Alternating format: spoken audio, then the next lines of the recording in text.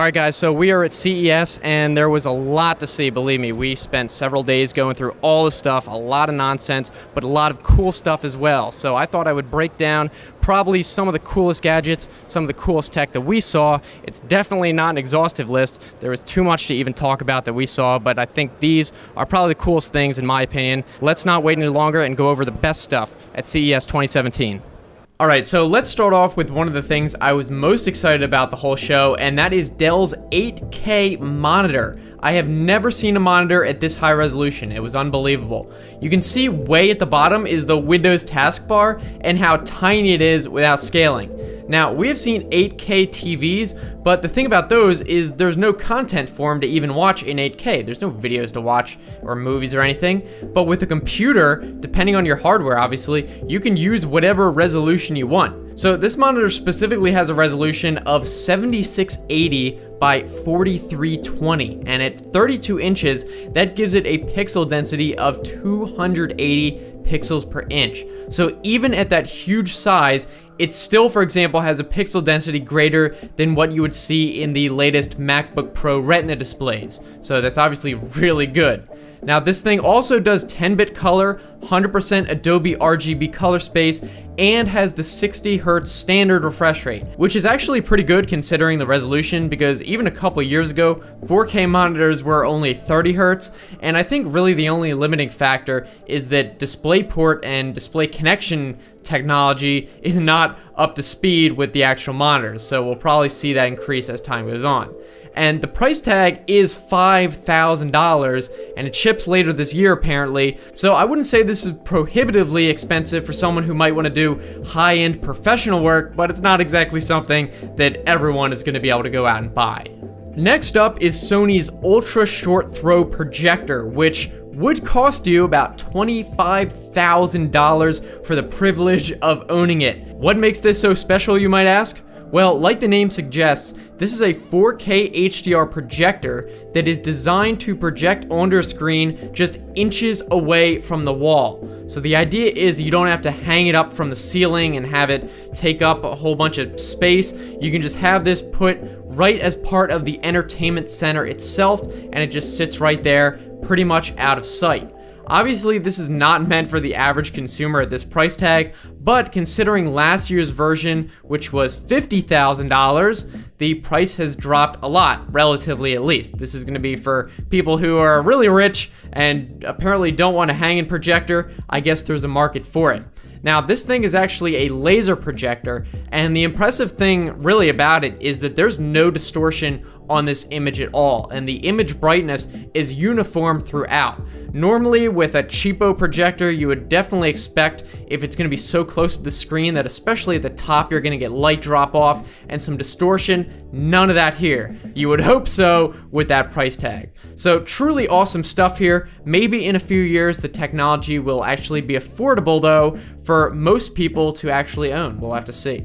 Okay, next is something really cool that was at the Canon booth, and it was actually from a company called Solidify. And they had this huge spherical looking image machine set up, and the idea was you step in and it uses hundreds of Canon cameras to take a 3D image of you. Then you have the ability to order a 3D print of yourself later. They basically had you sign in, you got a little card, and then they scanned that and sent it in an email later. I think it was like $80 depending on the size of the one you wanted to get of yourself. So of course I tried it. You just walk into the thing, stand in the circle, and wait for the flash, and that was it. They had a bunch of the final products on display so you could see them, and they actually did look pretty cool. They're full color, and they also had a little video going that showed the process of how they're made. Now, obviously, this whole setup isn't something you'd buy, but rather I think that the company basically sells and does contracts with businesses who want to do this sort of thing, maybe for events. So I'm not sure where you would actually be able to go if you wanted to do this yourself to get a scan, because you'd have to go to one of these big machines, but it's something to keep an eye out for maybe. It's definitely awesome. I just wanted to show you guys.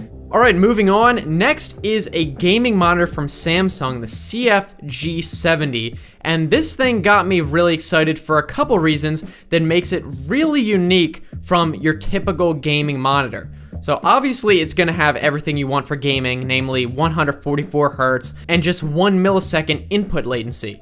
But what sets this apart is that this monitor uses a quantum dot VA panel. So it actually has great color accuracy with 125% sRGB coverage.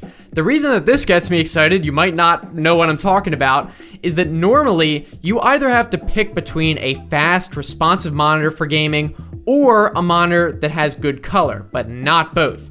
Because typically the only gaming monitors that have such low latency for input are TN panels, which have garbage color. I mean, it's really bad, but they're good for gaming. That's pretty much it. But this is truly the best of both worlds. You're gonna get that color accuracy and really responsive high refresh rate. Now it is only 1080p, but if you are someone who does content creation and gaming, I don't think you can find anything else with these specs. And it comes in under just $500, so this is one I might even pick up myself. We'll have to see. Right now I have a TN panel as my main monitor. It's also 1080p, but it has garbage color, so I might just get this and then be able to actually edit on it and play games. Okay, next we're going to talk about BMW, who showed off some awesome car technology, obviously as you'd expect, as well as some cool concepts they're working on. They had a presentation where, of course, they talked about self-driving cars, but also how their cars would be connected to a type of smart cloud to learn from other cars on the road. So if there was construction or something going on, the next BMW would know how to deal with it and still be able to drive itself. So these are self-driving cars as well. They also demonstrated the car's ability to park itself, and they even had this little cool robot that was meant to guide drivers to an open parking spot in a parking garage. And they also had this strange looking concept car in the middle of the showroom where they had this console that could be controlled with hand gestures. They called it holographic control, so that was pretty neat as well. I didn't get to try it, but I saw other people using it. Looked pretty neat if it works as well as it looks. Most of the stuff they talked about was just theoretical, it was just concept, but the self-driving technology is already there and they showed it off, so it should be interesting to see how this progresses very soon. Obviously, this is something that lots of other car companies are working on as well. Really exciting stuff. Coming near the end is Razer's Project Valerie laptop, which, if you haven't already heard, was infamously stolen from Razer's booth at the end of the show. Now, this thing is actually a laptop, but as you can clearly see, it has 3 monitors built in. I don't know why the heck you would need 3 monitors on a laptop, but I guess why not? But not only are these 3 screens, but these are 4K screens each, giving it a total resolution of 11520 by 2160. Now, I don't know about you, but I think that having 3 screens would kind of defeat the purpose of buying a laptop for portability. However, they are calling this a mobile desktop, so it seems like they're not even aiming it at someone who is just looking to take notes in class, though that would be pretty hilarious. I'm just imagining that now.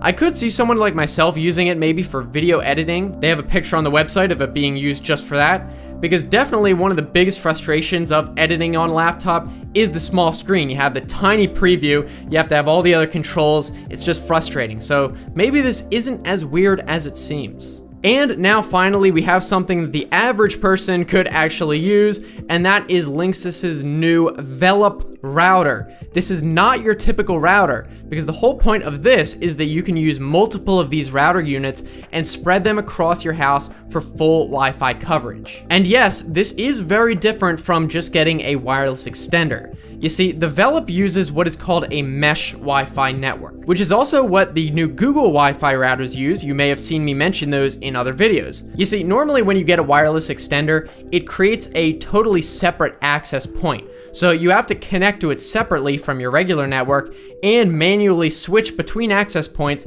depending on which one you're closest to. With a mesh network, on the other hand, this is all done automatically. This technology already exists in most schools and businesses. You've probably experienced it, where you just sign into the network and no matter where you are in the building, it automatically connects you to the closest point.